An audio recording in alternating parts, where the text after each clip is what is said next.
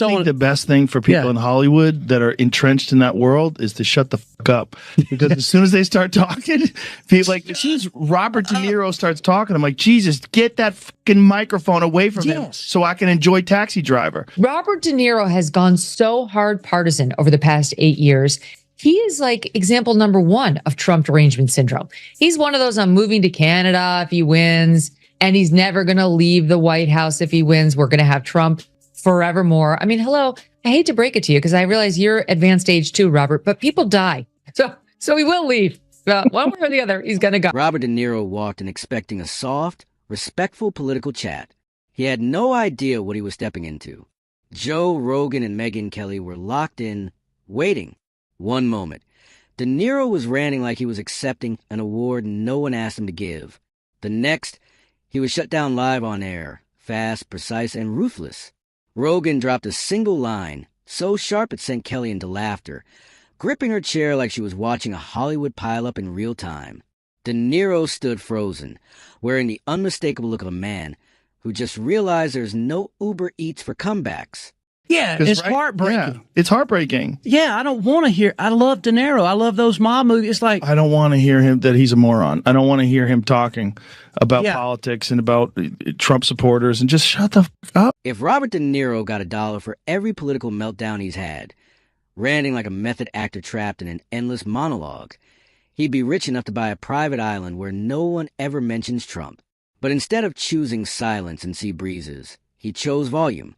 He's erupted on award show stages, hands flailing, shadowboxing enemies only he can see, like he mistook the teleprompter for a heavyweight challenger. Yeah. Like, you didn't think this through. Like, this is, and he's getting yelled at. He's doing an outside press conference. Like, Robert, you're 80 years old. Don't ruin this thing. You've had this life where you were a fucking raging bull. You know, you were in The Godfather. Like, stop doing this. Man. Don't do this. I'm terrified to meet some of those people I looked up to now. You should be. I mean, like, I've met a few of them, and it's actors in particular, because their whole business is pretend. Their whole business is pretend. If you're enjoying this takedown, hit like and subscribe. And just when it felt like the world couldn't survive another red-faced rant from a man famous for playing pretend mobsters, two media heavyweights stepped in, uninvited and completely unsympathetic. First came the podcast king himself, Joe Rogan, wandering into the chaos like he'd stumbled onto a bad political stage play, then ripping the script apart in real time. No warm-up, no warnings, just a cold dose of reality delivered with precision and a smirk that said it all. This wasn't art. It was delusion. The people shouting him down like, your movies suck. That's not true. No, his movies are very good. Suck. He's one of the greatest actors. I mean, he's the heir apparent to Brando, blah, blah, blah. But he's a loon. Yeah. I mean, you have to just say what he is. He has, basically, I describe this to people. You know what's happening now? Because people are aware about concussions and the problems with CTE. When you get hit and you get a dinger in football, they put you in the blue tent, in the sideline. Yeah. That's what needs to happen to Democrats. They need to go in the blue tent for a little bit, kind of, get your eyes checked and then come out and be rational again. Yeah, cool off and a De little. Niro needs to go in the blue tent. I mean, because it's not calming things down. We need to be rational. While De Niro was busy spiraling into a one-man, Shakespearean meltdown in front of gold statues and bored celebrities, Joe Rogan was miles away in his podcast bunker, calm and amused, lobbing verbal grenades with perfect aim. He didn't even need to say a name. He didn't have to. The description fit so perfectly it felt tailor-made, stitched together from rage, pride, and an obsessive love of drama. It was so obvious it hurt. Oh, Robert De Niro. Oh, Robert De Niro.